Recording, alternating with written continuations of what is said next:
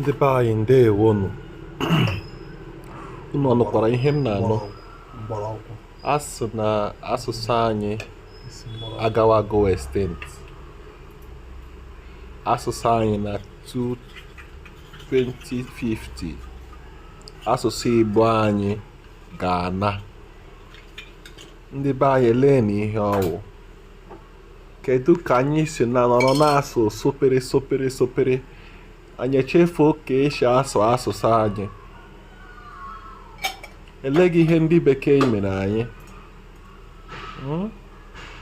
Ihe ọbụ ọgwụ emere anyị eme. Elee otu anyị ga-esi sevu asụsụ anyị. Anyị agagba nkịtị asụsụ anyị aga like that. Biko bịanụ zukọnụ ka anyị kwuenụ otu a ga-esi mezie dozie ya.